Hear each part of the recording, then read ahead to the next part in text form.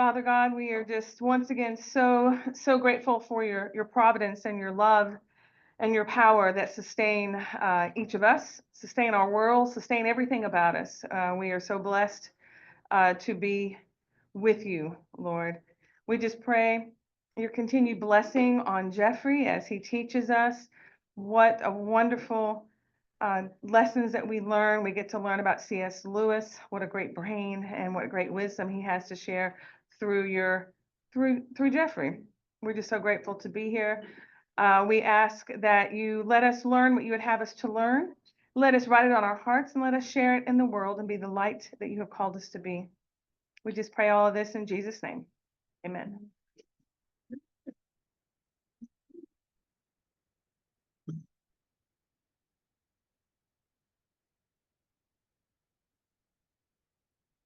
Well, good evening. Good to see you all. And those of you joining us online, great to see you as well. And as we go through the material, as I think I've mentioned a couple of times before, please don't hesitate to enter in with any relevant comments or questions. I don't take those as interruptions, and oftentimes they enrich our studies. So always great to see you all. So, well, it's our fourth session. We've covered a lot of material. C.S. Lewis is still a teenager, but I think we've learned an awful lot of, in terms of spiritual truths and so on, and as we've gone through his early life here. So, hopefully you're finding all this interesting. We talked about his home life, his family, the death of his mother when he's only 9 years old. 2 weeks after his mother dies, he's sent to a boarding school in a foreign country. And so you can imagine how unnerving that is. And as we talked about, not only is he sent to a boarding school in a foreign country in England, but it is run by an absolute tyrant who apparently physically abuses, many of the kids, especially the lower income kids that are in the school. And so just imagine the impact that must have had on Lewis. We also talked about, of course, one thing that he emphasizes in his autobiography, Surprised by Joy, and that is that he has this remarkable, I don't know, supernatural experience when he's only about 7 or 8 years old, when his older brother Warnie comes in with the top of a pie tin or whatever they called it, probably something that big, and he had made a little toy garden out of it and so on. You remember that, and how I mean, this is remarkable. Lewis sees that, and all of a sudden his imagination is just ignited, and that stays with him throughout much of his life, just the incredible beauty of that. Now that brings up the whole issue. Look, that's just a bunch of stuff. It's just matter, right? And if we don't believe in a transcendent God, the source of all beauty and truth and all, how can we possibly be inspired by things that we perceive as being beautiful? I mean, again, it's just stuff. And so there's no natural or naturalistic explanation for that. So, in Christian apologetics, we spend so much time emphasizing, truth and morality. Well, there's also the element of beauty, that's sort of the Platonic trilogy, you might say, truth and goodness and beauty. But oftentimes beauty is left out of the equation, and we need to understand that that's such a remarkable gift of God. And we need to do our best to develop our sensitivity toward beauty, just as we try to develop our moral sensibilities and our rational sensibilities as well. Even the Um, snow that we've had, Pardon me? even the snow that we've had recently, Hmm. each snowflake tells you about the creativity, Yeah, if you take it that way. yeah, yeah. I've never tested this theory, but supposedly they're all unique. But I, I, yeah, yeah. All right, and then last week we talked about beginning on page 7 there, if you're following along in the study guide. By the way, does anyone need a copy of the study guide? I think we still have 2 or 3. don't we? We talked about how his life experiences so far are turning him away from the simplistic beliefs of his parents. They were, I guess you'd say, cultural Christians. You know, they were church goers to some extent or another, but they did not integrate their Christian faith in any kind of a holistic way into their lives and their lifestyle and so on. And so, for instance, when his mother is suffering terribly before she passes away, he prays very earnestly for her healing. And as he wrote, the thing didn't work. She died anyway. And so by the time he's about 12 or 13 years old, he's beginning to seriously question the reality, the truthfulness of the Christian faith. Um, let's see what else. Oh, we ended our session last week with his encounter with the great knock. And this is a man who had been a tutor to his father many decades earlier. And you remember we went pretty much word for word through that encounter that I reproduced on page 9 in your study guide, and how what a unique education experience this is. Now, he lives with this man for about 3 years, and this man sees his mission as forcing young Lewis to have to think about and defend everything that he purports to believe. Even, a casual remark like, that was a really, really good dinner. What do you mean by that? On what basis do you say something like that? And so imagine living with somebody like that for 3 years and having to defend everything you say, but it really sharpens his thinking. And we talked about how that this great knock, William Kirkpatrick, he did not believe that children should be coddled, students should be coddled, or anything like that. They need to be challenged. And if you're going to express an opinion or whatever, then you need to have the evidence to back it up. So what he's doing is turning C.S. Lewis into, a rational type of apologist, you might say, for everything that he assesses and believes and so on. So we pretty much ended on that note last week. On page 10 is one of the foremost Marxist historians, American Marxist historians of the 20th century, Eugene Genovese, and his comments on what it was like to attend Brooklyn College back in the 1940s, where there was just very wide open, free, uninhibited debate going on almost constantly.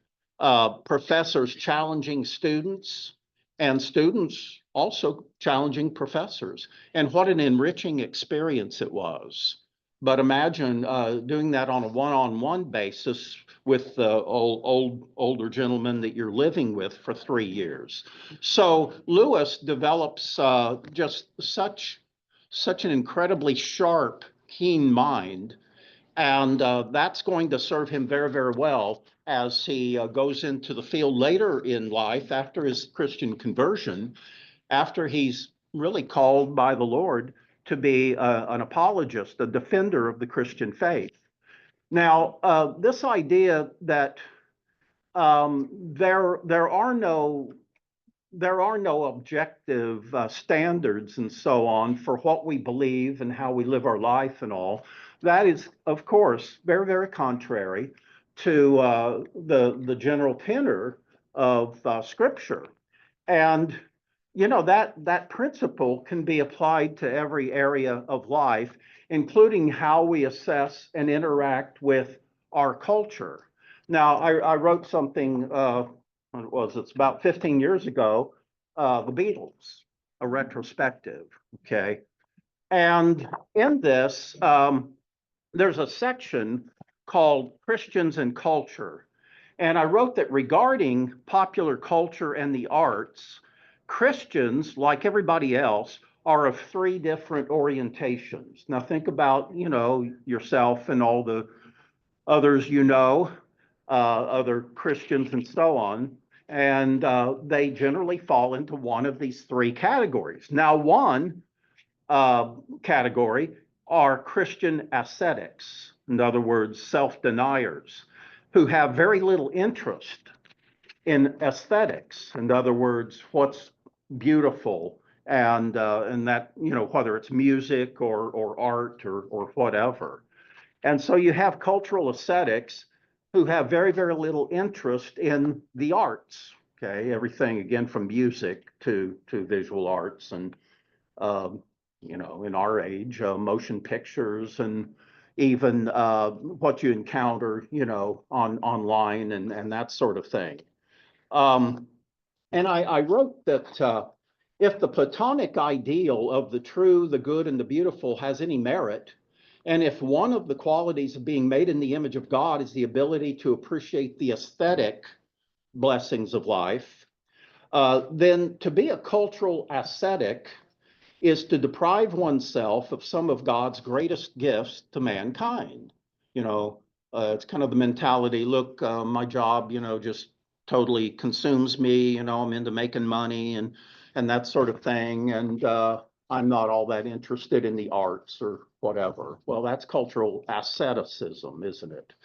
Now, at the opposite end of the aesthetic scale is cultural consumerism, which is as much or far more of a problem. Cultural, and these are people who just, in a very non-discriminating way, they just take in anything and everything that the culture has to offer. And we, years and years ago, when we were probably about the last people we knew to, finally, broaden our television perspectives and whatever, we noticed that, oh my, 95%, or maybe I'm being too generous, maybe 99% of the stuff that you see on television is just utterly worthless. And so we need to be very discerning, because everything that we encounter leaves, you might say, a mark on our soul, for better or for worse. And when you settle for just junk TV, junk music, we had the opportunity today to have dinner with some longtime friends who were visiting from out of state, and we went up to Mac's Chop House on the Marietta Square. And what makes Mac's unique, rather unique, is that you go in there and the music is usually quite soft, and it's basically 40s music. And it's just very, very nice. And you can actually sit there and carry on a conversation. You're not just, inundated with trash pop music, with the volume turned up so high and so on. And so, again, we understand everything that we encounter in life, think about, read, watch, whatever, leaves an impression on our souls. And so you have cultural consumers who are just totally non-discriminating, and that is not mentally healthy or spiritually healthy, to say the least. Now, by contrast, I say cultural connoisseurs, staying with the C words. So we have, the aesthetics, and we have the consumers, and then the connoisseurs, realize the value of being culturally aware. But they also understand that we must be culturally discerning.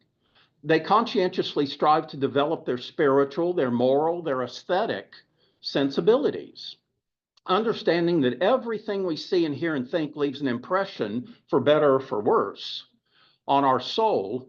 Cultural connoisseurs aspire to cultivate high standards. Now, when I was writing this all those years ago, the idea of Gresham's law came to mind, and that may be a economic principle that some of you are aware of. I'll explain it here. By way of relevant analogy, the economic principle of Gresham's law holds that bad money drives out good money. Now, without going into elaborate explanation, let me just say that this principle is applicable to many areas of life, but certainly it relates to how we interact with our culture. Those who expose their heart and their mind to trash entertainment blunt their sensibilities and eventually lose the capacity to distinguish between the good, the bad, and the downright ugly. If you just imbibe anything and everything, without being elitist or pretentious, Christians who are cultural connoisseurs strive to guard their heart and mind, and they understand the difference between being countercultural and being anti-cultural. They are cognizant of the fact that ours is an overstimulated, entertainment-crazed society with generally very low standards that rarely distinguishes between true art and the exploitative commercial entertainment that we're exposed to. This being the case, it's incumbent that we learn to exercise sound judgment and spiritual and aesthetic discernment regarding what we allow into our heart and into our mind. Acknowledging that most popular music is unworthy of our time and attention, there is nonetheless some of it that truly is ingenious and inspiring even. But we must endeavor as much as possible to separate our appreciation of art from the artist, him or herself. And especially in modern times where, with mass communication and so on, say you go back to the 19th century, and let's take maybe the premier example, Beethoven. Well, he was a scoundrel, but fortunately, most people didn't know that. And so they just accepted him on the basis of his music, his majestic music. They didn't know much of anything about his personal private life, fortunately. And that way they could appreciate his music, But today we live in a culture where, everybody that records popular music is a, quote, celebrity and so on. And they try to, everything about their lives are oftentimes exposed. So we must endeavor as much as possible to separate our appreciation of art from the artist himself or herself. Okay. In other words, we must judge an artist's work on the basis of its intrinsic merit, aside from the individuals who produced it. Otherwise, we find ourselves in a situation where there is little, if anything, that we can enjoy. Now, let's go back to the 1960s or whatever, and ever since, how many artists, recording artists, are truly admirable people, who you'd want to pattern your life after, or your children, Sesame Street. Sesame. Okay, well, okay, I hadn't thought of that now. Are you talking about Oscar the Grouch, or in particular, or?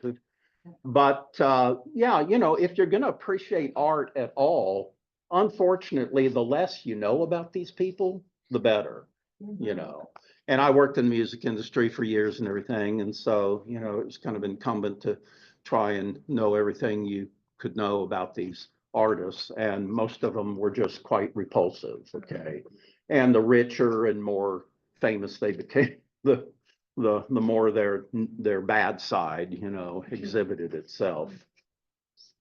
I go on to say that past generations often faced the same dilemma, whether it was the music of Mozart or Beethoven or Frank Sinatra, for that matter, or any number of other gifted composers, singers, and performers. But of course, there are artists whose personal lives are so appallingly repugnant as to render their art absolutely intolerable. That is why, personally, I generally assume that when it comes to most pop culture celebrities, the less I know about their personal lives, the better. Otherwise, and this goes, I have no interest in Hollywood actors and producers and all. You know, I'm pretty ignorant about all that. And, you know, there's pluses and minuses, of course, to that. But one thing is, I can see their movie and either appreciate it or not, just on the basis of the artistic merit. I don't know much at all about hardly any of these people.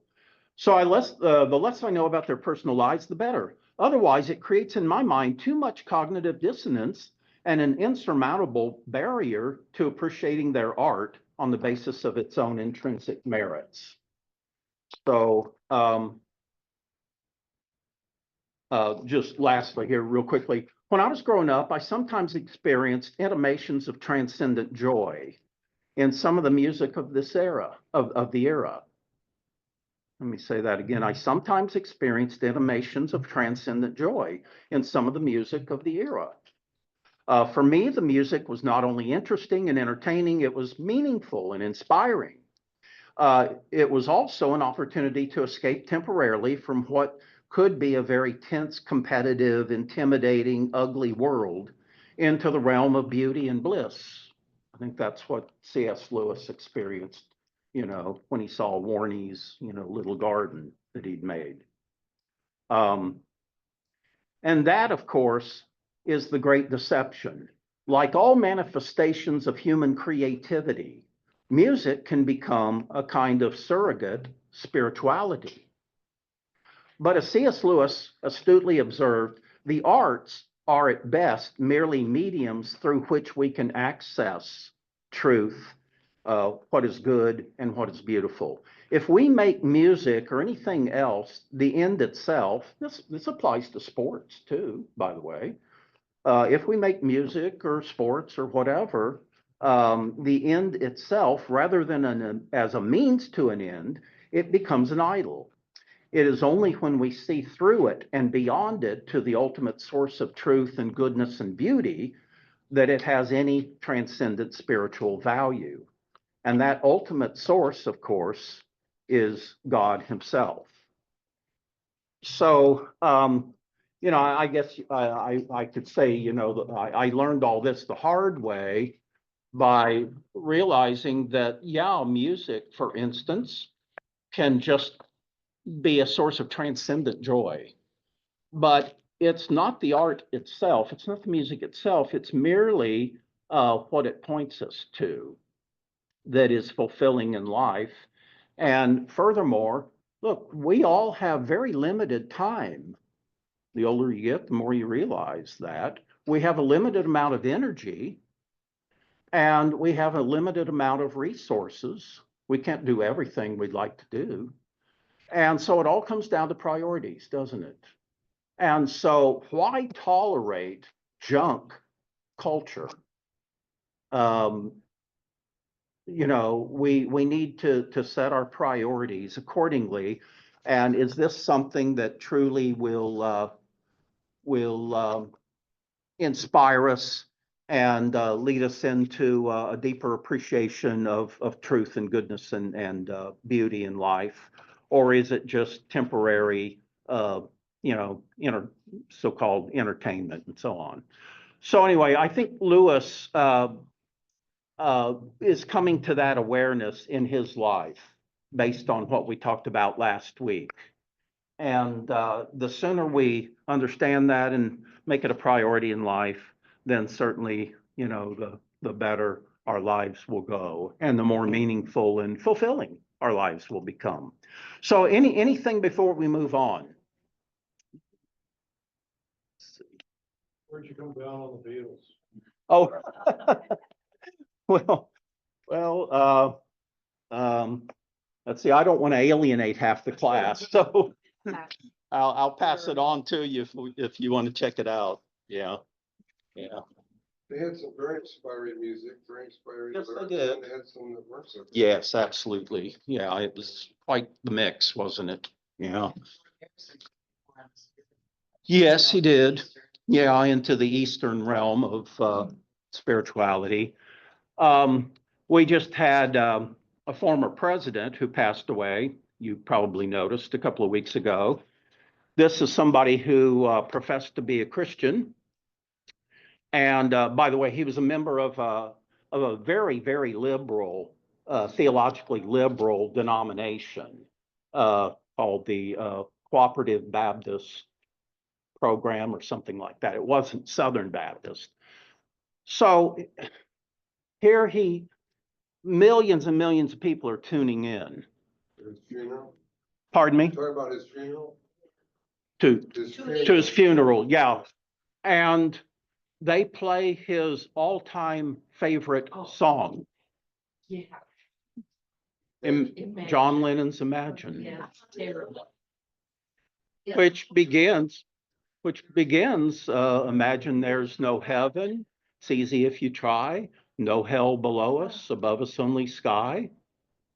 What no Christian countries, no would rich- play? Yeah.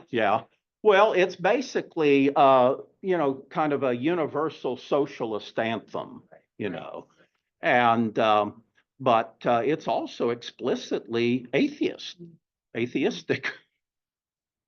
So, let's at least attempt to live as thoughtful Christians who honor God, in everything related to our lives, and not just accept mindlessly pop culture trends and all. Oh my. Yes, Bruce? Mhm. So to come into the conversation a little bit, thinking back about the garden. And I think many of us know the word sacrament, or sacrament, Catholic Church, weddings, and forgiveness of sins, and that, right? Mhm. Marriage and so forth. So, Mhm. but in the Baptist Church, we have, I think, probably baptism and Holy Communion, and I guess marriage is sacrament. Mhm. Officially, still. Yeah. But I always sort of wondered if the word, I think the dictionary definition says religious act, which symbolizes a spiritual existence. Okay. You understand? Well put. But it doesn't have to be a religious act. Mhm. For instance, you say to somebody in someone's house, you say, I noticed you're really fond of that old rocking chair over there. That's very comfortable. What's so special about it?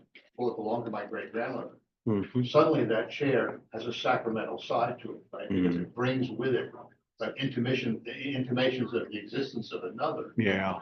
And I think that's what's going on with Lewis, because he looks at that and realizes that this has a connection through his imagination, something which is immaterial, Mhm. but very valuable. Yeah. And I think Yeah. we've lost a lot of that in our current society. We see everything as just an object or, and then we take it apart and put it back together again. Mhm. We don't think about it as other relationships. So it's just Yeah. another thing that we've lost in the modern society. That's a good point you're making. I mean, everything either directly, but usually indirectly, has not only a philosophical context, but a spiritual, theological context as well. And that doesn't mean you can't listen to music that's fun and, entertaining and whatever. But we do need to be discerning about these matters. Yeah. So, After talking about a book written in the sixties, I guess, by a man named Thomas Howard, and it's called Chance or the Dance. And so chance is sort of the materialistic view, and the dance is where everything is connected. mhm. So we used to live in a time where everything was connected to everything else in one way or another. Mhm. And in fact, everything got connected and ultimately found its way to God. Mhm. Right? Mhm. And now we live in a situation where nothing means anything at all. It's only just its physical reality. It has no other existence and no other influence on your life. Yeah. And that's sad situation. Well, we hear comments like art for art's sake. Wait a minute. That's tantamount to saying philosophy for philosophy's sake, or you learn philosophy just so you can argue. No, there's an ultimate goal and an ultimate meaning. And that applies to art as much as philosophy and theology and, every area of life, frankly. It's Yeah. not true that art is completely subjective. It can't be. No. Mm-mm. And that's a lie. Yeah, absolutely. All right. We talk a lot about that, by the way, in our course on Francis Schaeffer, who did a lot to expose the underside of modern culture and art and music and so on in particular. Yeah. Okay, well, let's get back to the study guide here. And on page 8, below the great knock, William Kirkpatrick, who we ended our session with last week, a blaspheming atheist. Okay, now during these years, his mid-teenage years, C.S. Lewis was, by his own admission, a very proud, blaspheming atheist. Okay, remember, he'd prayed for his mother to be healed. She wasn't healed, she died, and so he's had it with God. Okay. Based in part on his childhood, his adolescence experiences, including the death of his mother, the lack of a home life, the cruelty of life in these English boarding schools. His view of life as a cruel and random and purposeless existence was really reinforced. Life as cruel, random, and purposeless. Now, my first job out of college was with Capitol Records, one of the big 5 record companies. That's the company of the Beatles and lots of others, the Beach Boys and so on. And when I was working for Capitol Records, their most prominent album release, was Pink Floyd's Dark Side of the Moon. And Dark Side of the Moon is just a phenomenal work of creativity, but it also is a perfect expression of a nihilistic worldview when you look at the lyrics and so on. And so here Lewis is looking at life as a cruel, random, and purposeless existence. Well, if you want, musical accompaniment to that orientation, listen to Pink Floyd, the album Dark Side of the Moon. His religious skepticism is also being inflamed by his reading of James George Fraser's book that was written in 1890, a book called The Golden Bough. Fraser was a Scottish anthropologist and a religious pluralist who believed all religions are more or less equal because, frankly, they're more or less all absurd and worthless, okay? And he had a very evolutionary view of religion. For Fraser, religion was a human attempt to make sense of an otherwise dangerous and frightening world. This life can be not only frightening, but deadly. And so people would like to think that somebody's in control, that there's a God who's watching over and directing the affairs of human life. And so according to Fraser, that's the history of religion over the last, many, many thousands of years. People manufacture gods or a God so that they can feel better. And otherwise, they're going to succumb to exactly what I was talking about a minute ago, nihilism, and that is that life is meaningless and purposeless, and there is no morality or anything. Life is just, basically, life is a dirty trick because we would like to think that our lives have meaning and purpose. But according to this view, you're just playing silly games because you can't cope with the realities of life. You're all familiar probably with Friedrich Nietzsche, probably the foremost atheist apologist of the late 19th century. And that was exactly Nietzsche's point, is that the only people in this world who have the courage to face reality are atheists. who don't believe there's a God or any kind of moral standards or anything like that. And furthermore, they don't believe that their lives have any meaning and purpose. So those are the courageous people. The cowards want to believe that there's a God watching over them and a God who's loving, and cares for them and so on. Now, it's notable that Fraser wrote of how different cultures develop fertility cults linked to the cycles of nature and based on stories of gods who died in the fall and then were resurrected in the springtime. These myths of dying and rising gods symbolize nature's circle of life. So according to Fraser, these fertility cults explained the Christian myth of Jesus's death and burial and resurrection. So Christianity, according to him, is just like all these fertility cults, except they personalize the realities of life in the person of Jesus Christ. Of course, many of them didn't even believe that Jesus Christ was actually a historical person.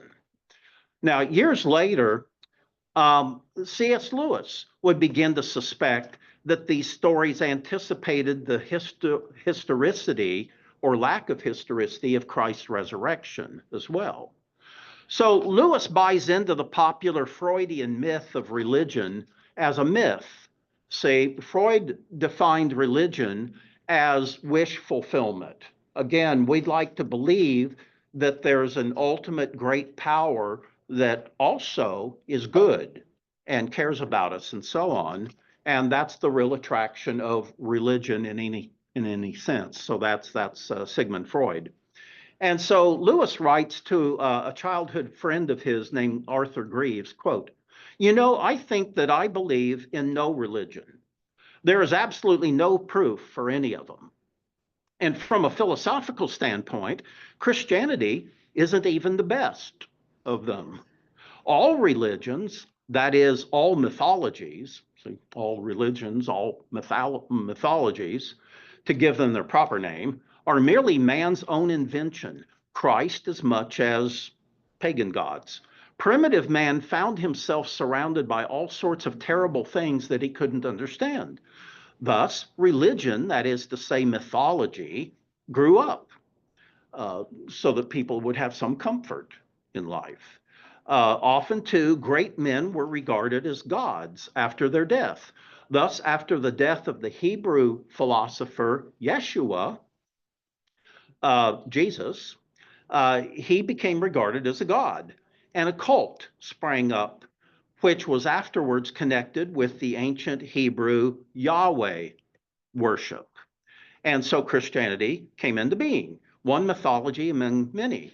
So this is Lewis writing to a good friend, and this is when Lewis is probably about 16 years old or so. And he goes on to declare that he's ready to live without belief in, quote, a boogeyman who is going to torture me forever if I fail to live up to an almost impossible ideal, talking about probably, the moral requirements in Scripture. And he accused the Christian God of being, quote, a spirit more cruel and barbarous than any man. So that's Lewis at about age 16 or so. Okay. He added a very modest disclaimer, however. This is kind of ironic. He says, of course, mind you, I am not laying down as a certainty that there is nothing outside this material world. Considering the discoveries that were always being made, this would be foolish. Anything may exist. So he's saying, that, well, maybe there is some remote possibility that there is a God. So anyway, with that, it sounds like Lewis is more of an agnostic than an atheist, actually, because atheism is absurd on many levels, including logically. You can't prove a negative. So you can't prove that there's no God. So it's not even intelligent to claim to be an atheist. But agnostics, of course, they take this view, well, maybe there is a God, maybe not. I'm not convinced. There's not enough evidence. See, and that sounds more modest, doesn't it? So the end result's the same, however. So Lewis declares that he's ready to live without belief in such a God, and so on. And the pent up anger that he holds based on his life experiences up to this point feed his atheistic inclinations. Lewis puts it this way: I was at this time living like so many atheists and anti-theists in a whirl of contradictions. Now, he is under Kirkpatrick learning logic, okay, and reason. So listen to how he's reasoning. I was at this time, like so many atheists, in a whirl of contradictions because I maintained that God did not exist. I was also, however, very angry with God for not existing. I was equally angry with him for creating a world. Okay, so this is a neophyte philosopher, say, trying to work through all of this. Later in his book, Mere Christianity, he would write, quote, my argument against God was that the universe seems so cruel and unjust. Well, that's reasonable for somebody to believe that, on a certain level. But how had I gotten this idea of just and unjust? Why do I think that I have the capacity to judge between what's beautiful and ugly, just and unjust, good and evil? Where does that come from if all I am is a product of impersonal, materialistic, evolutionary forces? He goes on to say, a man does not call a line crooked unless he has some idea of a straight line. That's, basic logic. He goes on to say, atheism is too simplistic. If the whole universe had no meaning, we would never have found out that it has no meaning. Because you have to have the capacity to distinguish between the two. He goes on to say, just as if there were no light in the universe and therefore no creatures with eyes, we should never know that it was dark. The concept of dark would be without meaning. Okay. So God, having been created in the image of God in the Imago Dei, that means that we have been imbued with certain capacities and a rational mind, if we will use it. A lot of people seldom do. Also, a moral consciousness. And also, we're the embodiment of a soul, the center of our intellect, emotions, and will. And so all this points to something that transcends merely the physical material. Now, nothing about the Christian life, though, held any appeal for Lewis at this time in his life. Certainly not Christian morality. He perceived the Christian God to be a, quote, transcendental interferer and a cosmic meddler in his affairs. In other words, the Bible condemns so much of what we are inclined to think and do and say and so on. So God is the transcendental interferer, Lewis puts it this way: with Christianity, there was no region, even in the innermost depths of one's soul, which one could surround with a barbed wire fence and guard with a notice that read, quote, no admittance. So in other words, according to Christianity, there's no area that we can block off and in which we are the master of that. And of course, primarily morality and all. And that was what I wanted. Some area, however small, of which I could say to all other beings, this is my business and not yours. This is my business and mine alone. Okay. So God, keep out, I don't want you involved in this area of my life. Furthermore, he says the externals of Christianity, now I don't agree with him at all here, but he says the externals of Christianity at this time made no appeal to my sense of beauty. He says Christianity was mainly associated with ugly architecture. Really? I mean, I think most of us just marvel when we see, you know, this great Gothic architecture of the past and colonial architecture, on which, for instance, the old sanctuary here at Johnston Ferry, you know, has that colonial architectural look to it. I think that's just beautiful, you know, compared to modern art, modern architecture. So let me finish the quote here. He says, the externals of Christianity made no appeal to my sense of beauty. Christianity was mainly associated with ugly architecture, ugly music. No, I think some of the classic hymns are the greatest music ever written. I mean, There's Bach's Massive B minor, it's the greatest piece ever written. So much beautiful music. yeah, yeah. But to say that Christianity just is second rate or worse music, I mean, you mean to tell me Charles Wesley's Christ the Lord is risen today, or Martin Luther's what is it? A mighty fortress is our God. I mean, those are amazing, majestic, and so very, very inspiring. So I totally disagree with him. He says Christianity is mainly associated with ugly architecture, ugly music, and with bad poetry. Okay, I'm not real sure about that anyway. The result, he says, is that I exalted with youthful and vulgar pride in what I thought my enlightenment, quote, enlightenment, in other words, his freedom from the Christian God and Christian moral responsibility.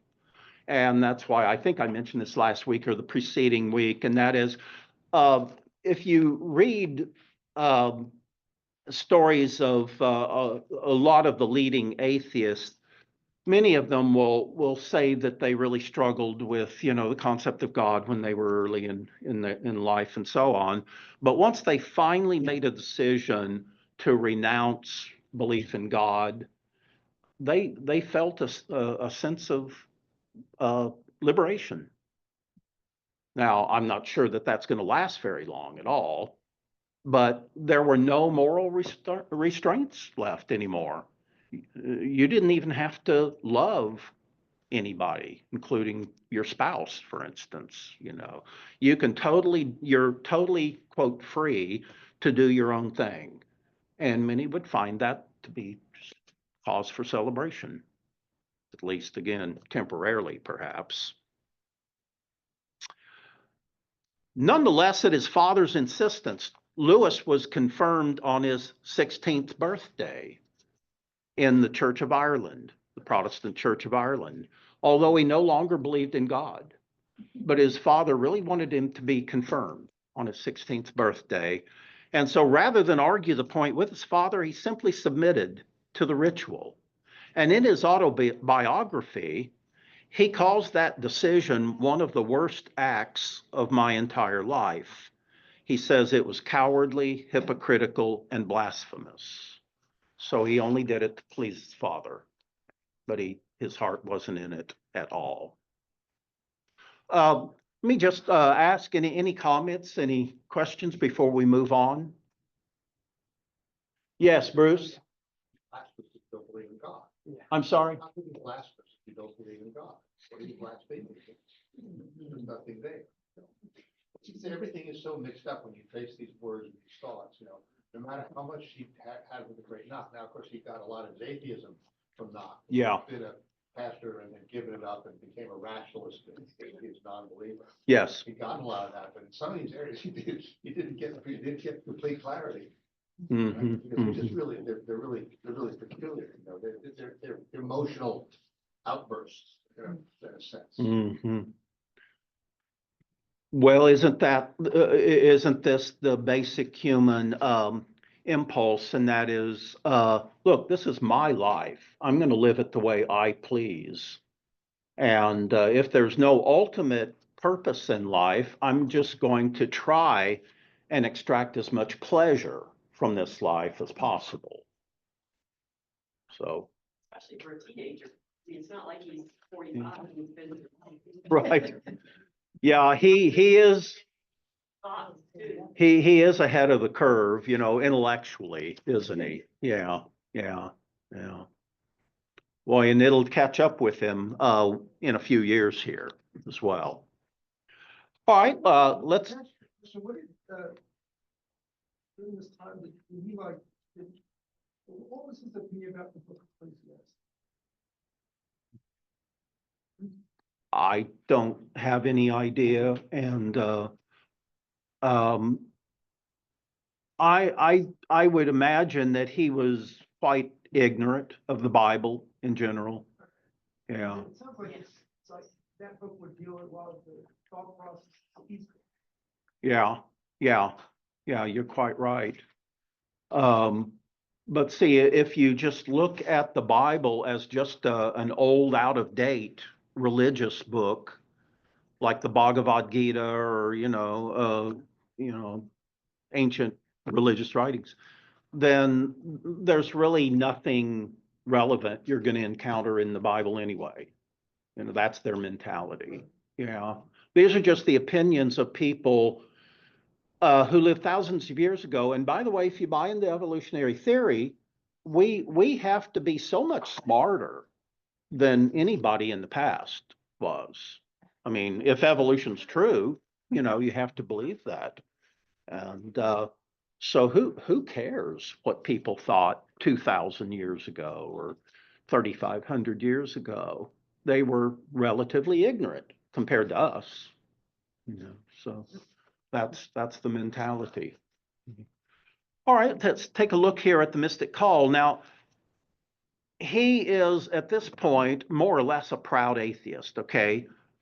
But by the way, he also is far enough along intellectually to the point where he's not really content with a purely materialistic worldview. He was drawn against his conscious will, by the way. He was drawn toward the mystical dimension of life. And this had begun a few years earlier. We mentioned this last week when he was about 12 years old, 12, 13 years old, and he attended Cherbourg Academy under the influence of Miss Cowie, you might remember. And she was really into the occult.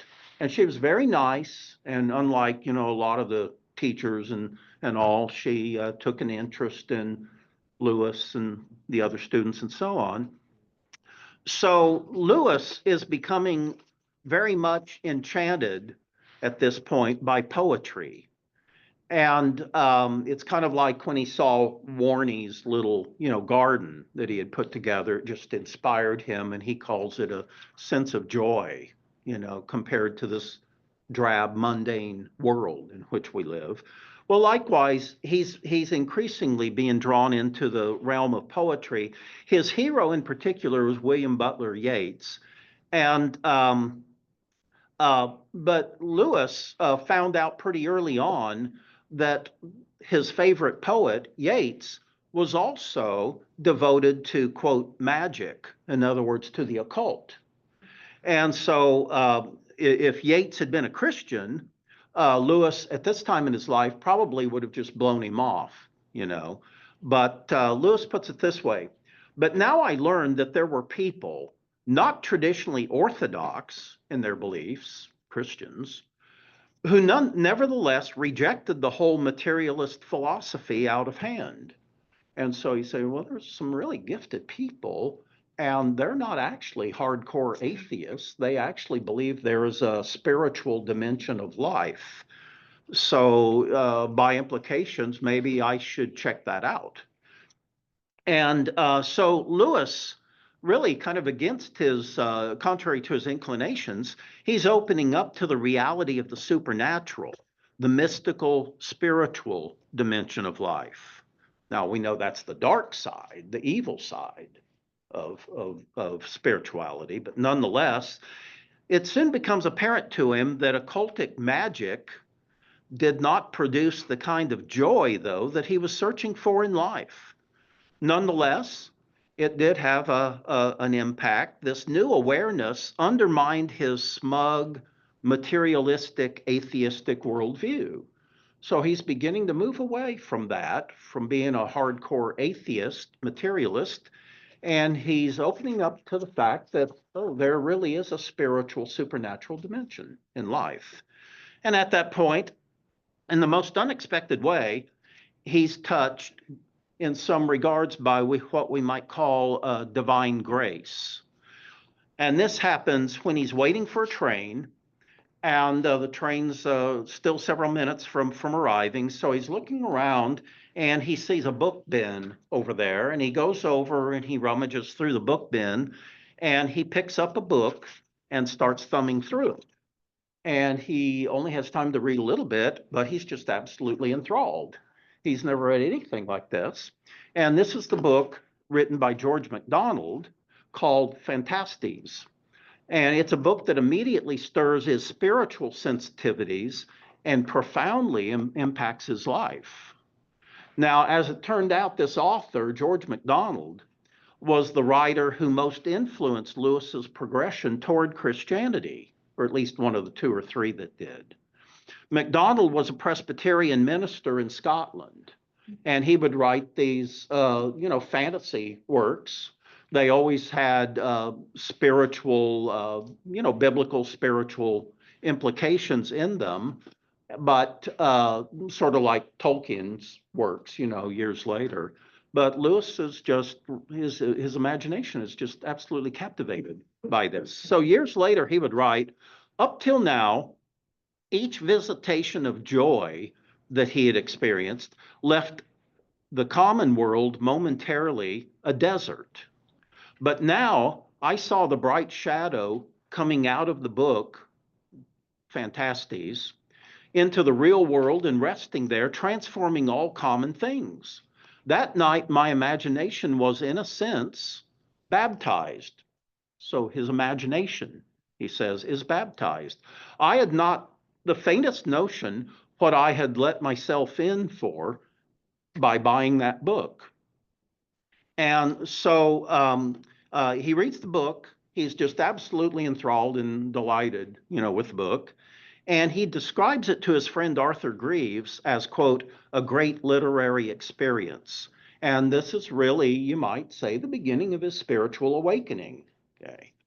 Now, one of his biographers, George Sayer, puts it this way. George MacDonald, he says, sees divinity in most things.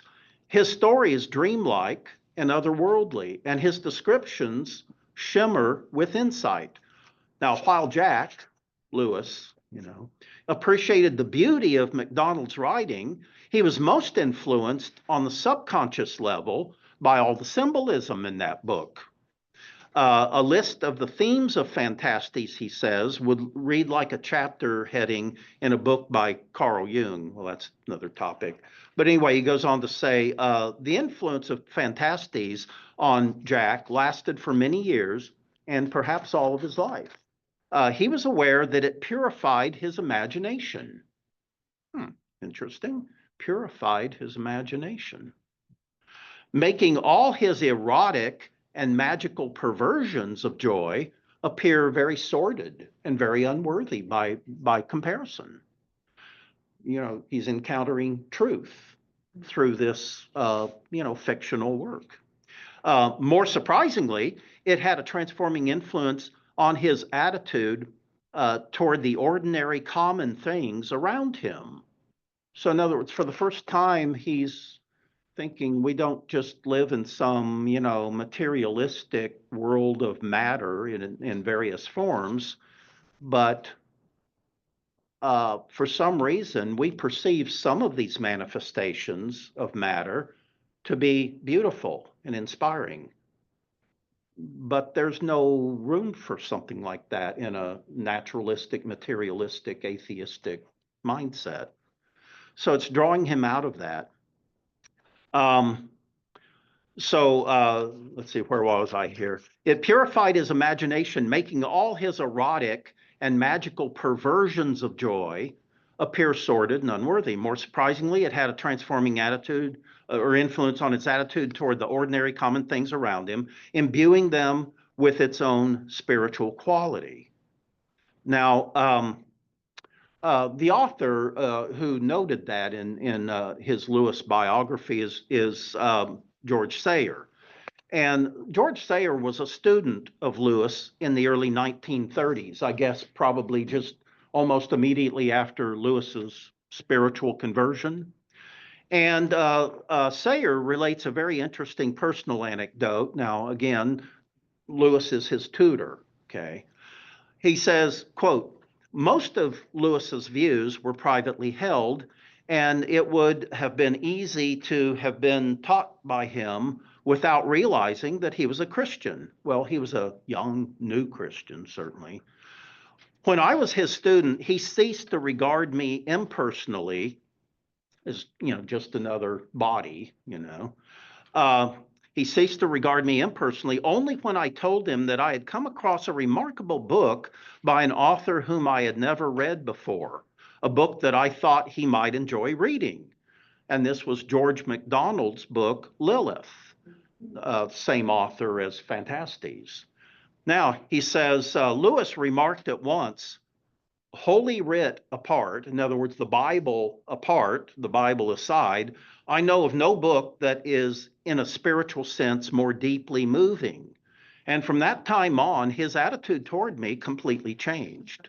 So he's talking about Lewis, as a young professor, actually lecturer, and somebody who, it was his job just to, teach basics, in literature to students. But once George Sayer talks about this book he encountered, written by George MacDonald, all of a sudden Lewis, his attention perks up, and this is a student that I'd like to invest a lot of time and energy in. So what you might say about all this is that that book Phantastes awakened Lewis's imagination, just as his brother Warney's Magical Garden had years earlier. And it became a form, you might say, of natural revelation of a supernatural reality. Similar, you might say, to an unhealthy and dangerous and artificial, purely artificial LSD trip.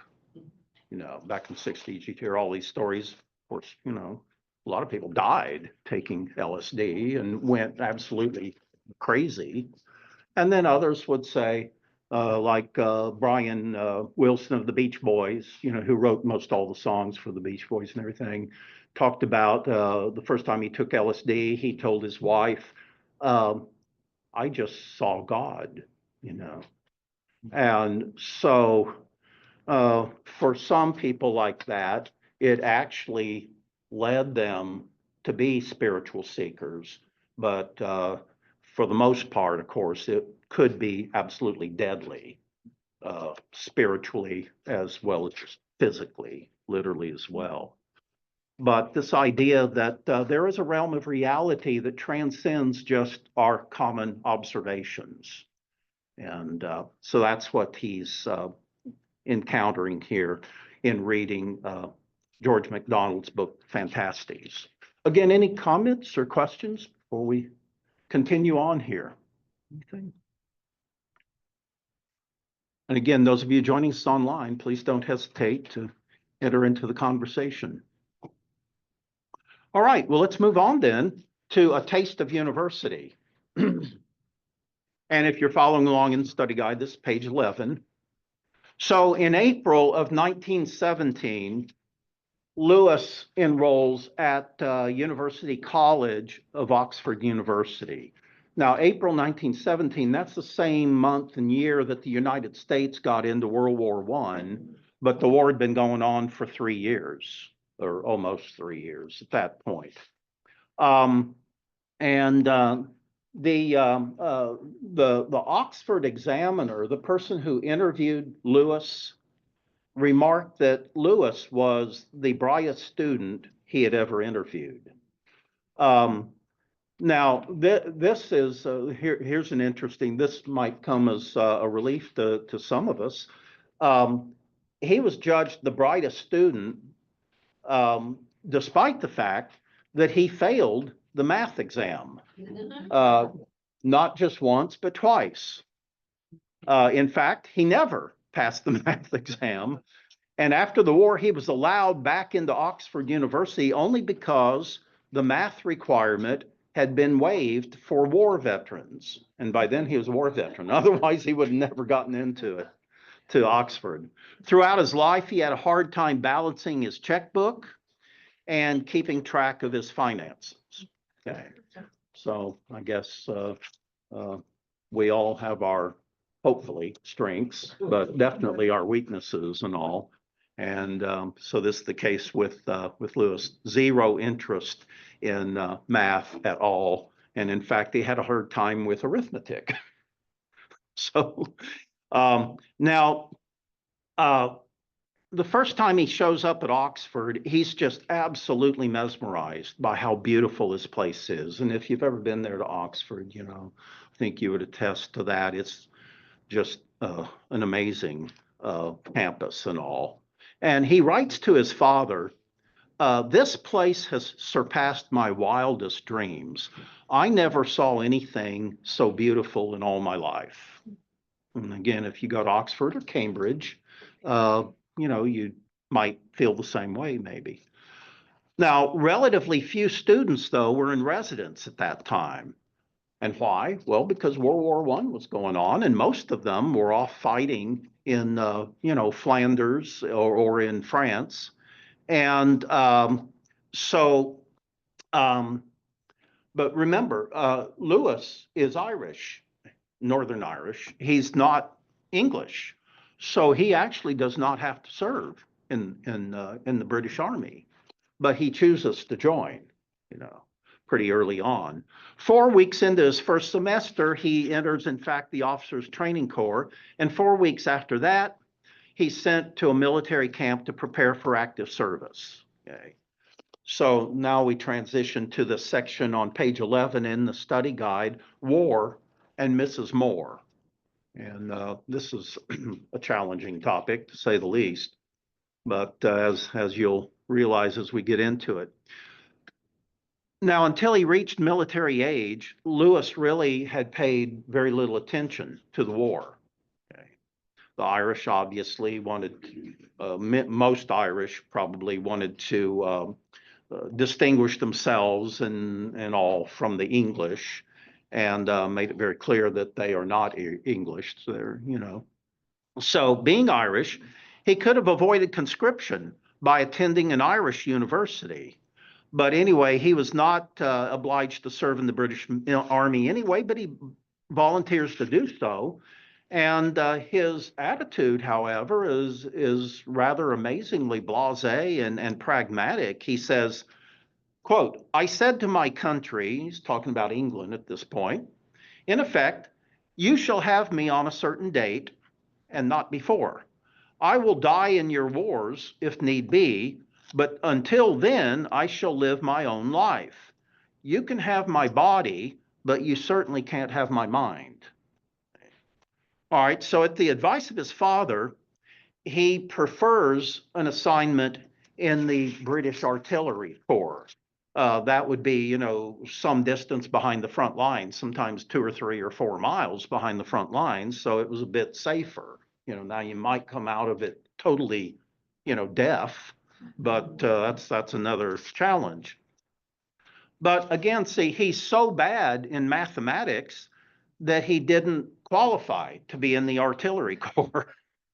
And so he winds up just, you know, in the infantry.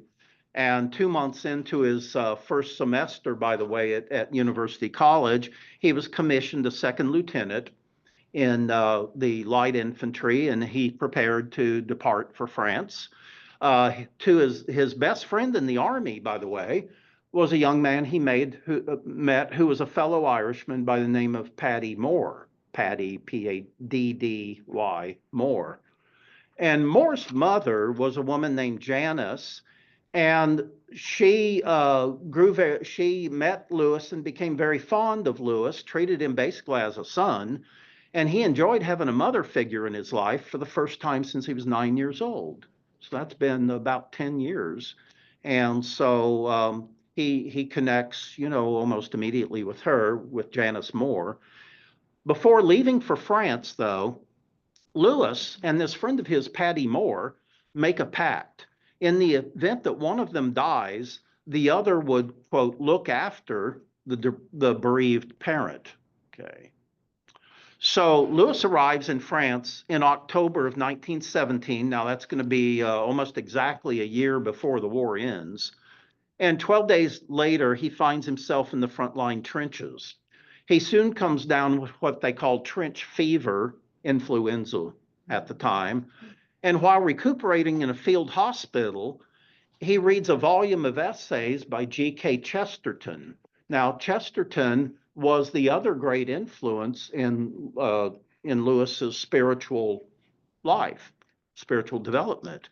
Lewis really enjoyed Chesterton's work, even though Chesterton was a Christian, and it influenced him nearly as much as George MacDonald's work had done. Years later, he would write, quote, "In reading Chesterton, as in reading MacDonald, I did not know what I was letting myself in for. A young man who wishes to remain an atheist cannot be too careful about what he reads."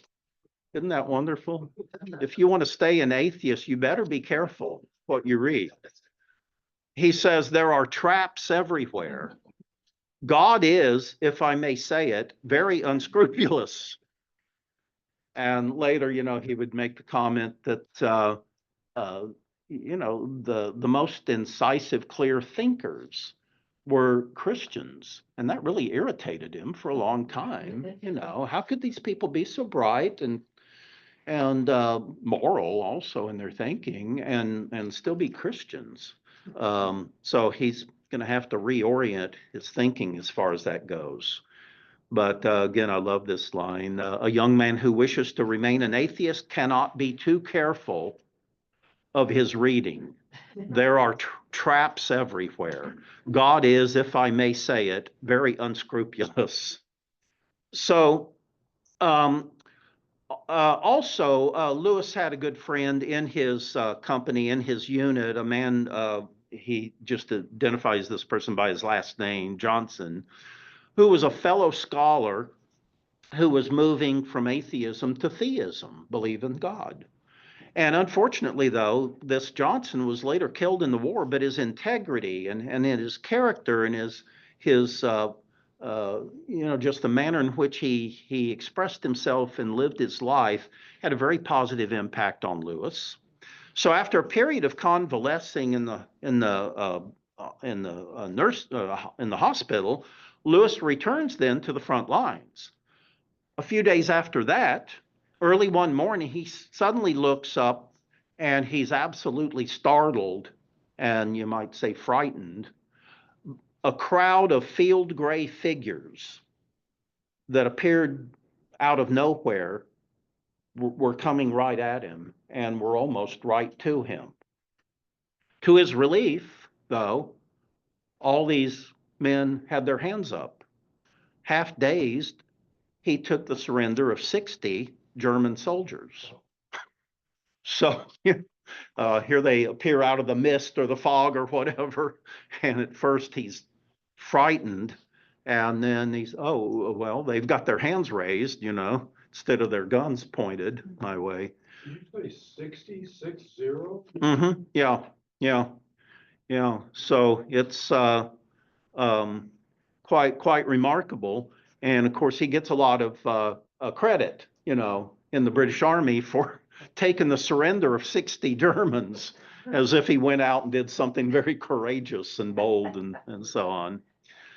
Then one day in March of 1918, he's standing talking to a friend right near the trenches and everything. And suddenly a shell explodes nearby, and both of them are knocked to the ground. Looking over, Lewis sees his friend's body has been blown to pieces. Lewis is also wounded. There's shrapnel that hit him in the face, hit him in one of his legs, a hand, and also punctured his lung. But in fact, he was quite fortunate because this was the fate, quote, the fate which all English soldiers coveted. And that was a wound not too severe, but sufficiently serious to send him home. So a lot of men, you know, we even see accounts of men shooting themselves so that they could get out of frontline duty and all.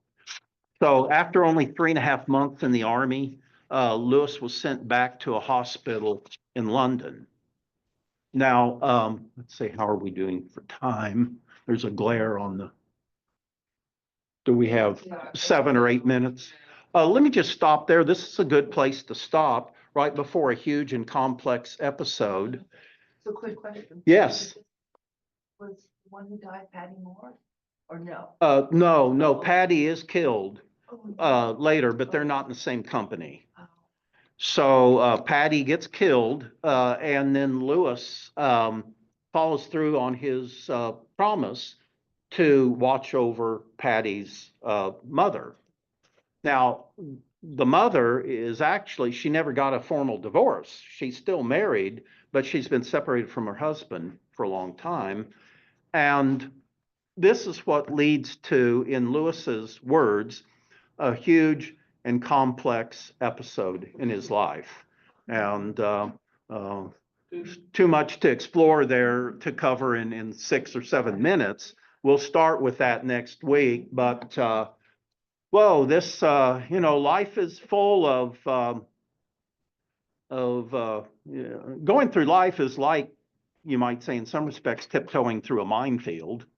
And there's a lot out there that just can totally throw you off, you know, in terms of your journey. And this, pardon me? No, he had been in the army earlier before World War I. I'd have to go back and recheck that. I don't remember exactly, but he didn't qualify. Yeah, he didn't qualify for World War I, and I don't know if he was already a serious alcoholic or what the deal was. So I'll have to go back and check that out. But I think you'll find this next section a huge and complex episode to be quite challenging to navigate. And so here he is taken on the responsibility to watch over a woman, I guess twice his age, or no, she's more than twice his age. And he basically, they lived together for the rest of her life. And so we'll fill in all the gory details next week. But it's rightly termed a huge and complex episode. Yeah, his relationship with Patty's mother. Anything else? We close things down for the evening. Those of you online, anything in particular that could be clarified? Right, great to see you all. Blessings on the rest of your week, and we'll continue next Wednesday evening. Still have quite a lot to talk about in terms of Lewis's life, and then we'll go into a lot of his writings and so on. Hopefully you'll find a lot of meaningful depth in our study going forward. So wonderful being with you. Blessings on your week.